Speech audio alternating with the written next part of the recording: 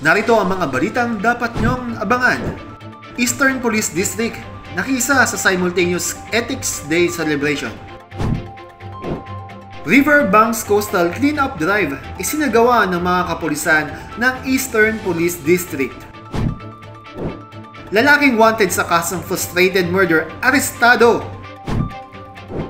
Pasig PNP, nasabat ang abot sa 272,000 pesos na halaga ng shabu.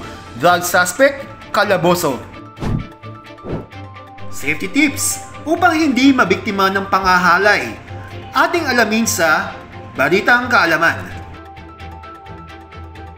Magandang araw sa lahat. Narito ang mga mainit na balita na naglalaman ng mga aktibidad at pangyayari sa loob ng isang linggo sa Eastern Police District. Mga balitang may puso at serbisyong nagkakaisa. Ito ang mga balitang pamamarisan, patnubay mo sa silangan.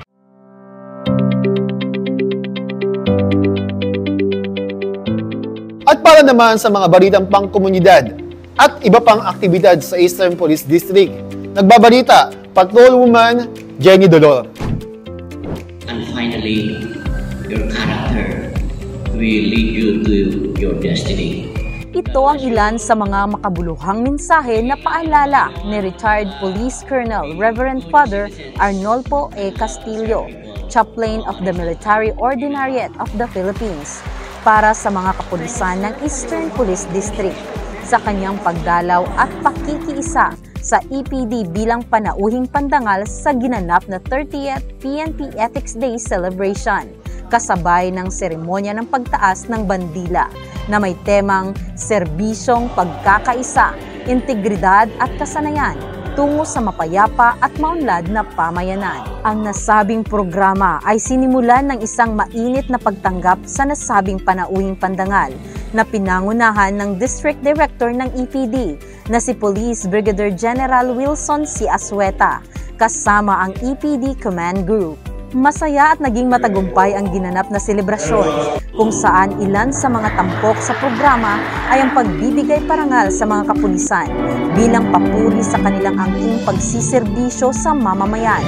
Gayon din sa mga EPD stakeholders sa kanilang buong pusong pagsuporta sa mga programa at adhikain ng PNP para sa kapakanan ng kapulisan upang hubugin ang kanilang moral at espiritual na buhay na siyang magsilbing gabay upang sila'y patuloy na makapagbigay ng kalidad at tapat na serbisyo publiko. Kasunod naman nito ay ang pagbibigay mensahe ni Police Colonel Reverend Father Castillo kung saan ito'y nag-iwan ng aral at inspirasyon sa mga kapulisan.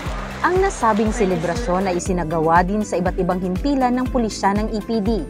Ito'y taon-taon na ipinagdiriwang ng kapulisan at tanging hangarin nito'y magsilbing paalala at inspirasyon upang ang serbisyong may pagkakaisa, integridad at kasanayan ay magpapatuloy pa tungo sa pagkamit ng mapayapa at maunlad na pamayanan.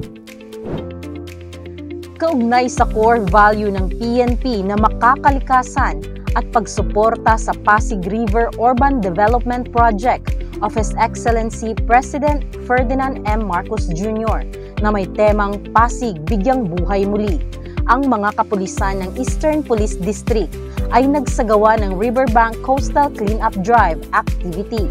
Katuwang ang mga LGUs at mga stakeholders sa mga lugar na malapit sa Pasig River. Bahagi ng naturang gawain ay ang paglilinis ng mga natuyong dahon at mga basura na nagkalat sa nasabing lugar na maaaring makabara sa mga drainage o maianod sa ilog na kadalas ay nagiging sanhi ng pagbaha o nagdudulot ng sakit. Maliban sa kilalang lugar, pasyalan, ang Marikina River Park na dinadayo ng publiko ay lagi din itong binabaha tuwing may malakas na ulan o bagyo, gaya noong taong 2022. Kaya't ang kapulisan at LGU ay mahigpit ang pagbabantay dito. Tanging panawagan at paalala ng otoridad sa publiko. Ating pahalagahan, alagaan, at magbigay malasakit sa ating kalikasan upang ang balik sa atin kasaganahan at kaligtasan.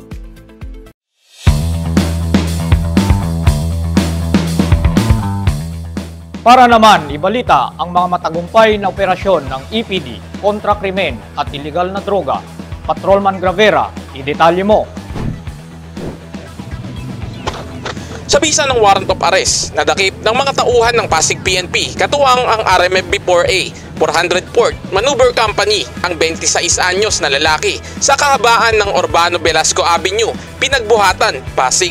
Ang naaresto ay kinilalang si alias Eugene, wanted ito sa kasong frustrated murder. Ito lamang ika-3 ng Enero taong kasalukuyan. Inilabas ni Honorable Maria Garcia Casaklang ng RTC Branch 155, Pasig City ang warrant of arrest nitong sospek at makalipas lamang ang 1 linggo ay natuntun din siya agad ng mga otoridad. Maayos naman na sumama sa mga pulis ang sospek upang harapin ang kasong sinampa laban sa kanya. Pansamantala munang nakakulong si Eugene sa himpilan ng Pasig PNP habang hinihintay ang pagdinig ng kanyang kaso.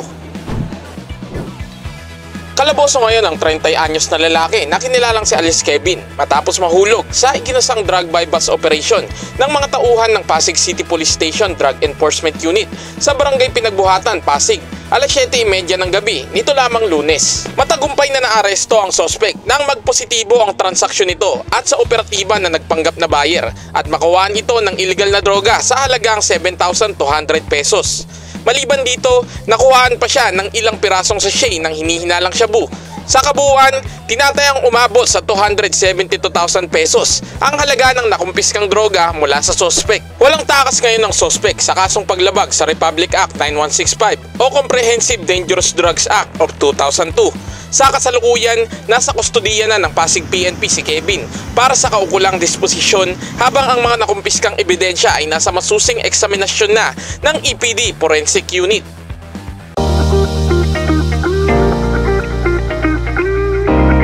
Gasgas at minor na sugat ang natamo ng isang joyride driver nang masangkot ito sa banggaan sa kahabaan ng Redwood Street, San Roque, Marikina. Ang nagbigay ng paunang lunas, tauhan ng Police Substation 1 ng Marikina na unang rumisponde sa nasabing lugar matapos matanggap ang impormasyon ukol sa insidente. Maayos na nag-usap at nagkasundo ang magkabilang panig. Binayaran na din ng nakabanggang SUV driver ang medical expenses at damage ng motor ng motorista. Isang paalala na ating panatilihin ang pagkakaroon ng malasakit sa bawat isa.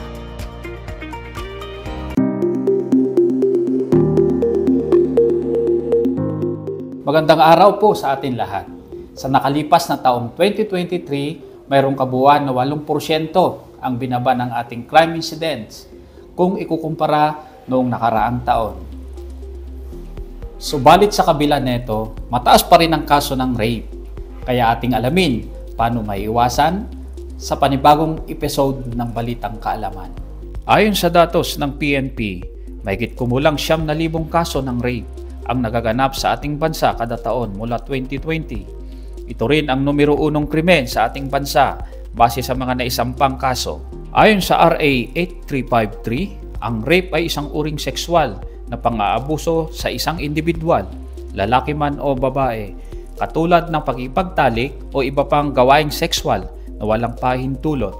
Maaaring mapabilang dito ang pag-ipagtalik na may kasamang pananakit o pananakot kapag ang biktima ay lasing, walang malay, walang tamang pag-iisip o kaya naman ay demented, fraudulent machination, grave abuse of authority at kapag ang biktima ay wala 16 na taong gulang, maliban na lang kung sila ay in relation at may edad na di lalagpas ng 3 taon mula sa isa't isa.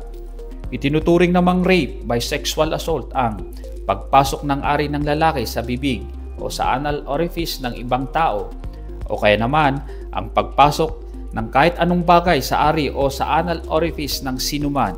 Maaring makulong ng 20 hanggang 40 taon ang kahit na sinong mapatunayang nagkasala. Subalit, ano ang maaari mong gawin upang maiwasan ang mabiktima ng rape? Una, huwag masyadong magtiwala. Ayon sa datos ng United Nations, 70% ng rape ay ginagawa ng isang taong kakilala ng biktima. Ingatan at huwag nating ilagay ang ating sarili sa isang exposed o vulnerable na sitwasyon. Huwag makipag-inuman kung kani-kanino at magtira para sa ating sarili. Uminom lamang ng naayon sa ating kakayahan. Huwag masyadong magtiwala o makipagtagpo agad sa taong nakilala natin sa online, lalong-lalo na sa mga dating site. Huwag lumakad na mag-isa sa mga madidilim na lugar, maging mapagmasid sa ating kapaligiran. magdala ng pepper spray o mag-aral ng self-defense. Huwag magdalawang isip na sumigaw o humingi ng tulong at kapag nakaranas o nakaramdam ng pambabastos, agad lumayo at pumunta sa ligtas na lugar. At huwag din nating kalimutan mag-report sa pinakamalapit na police station o tumawag sa numerong ito upang mag-report kung ikaw ay nabiktima, muntik mabiktima o nakasaksi ng insidente ng rape.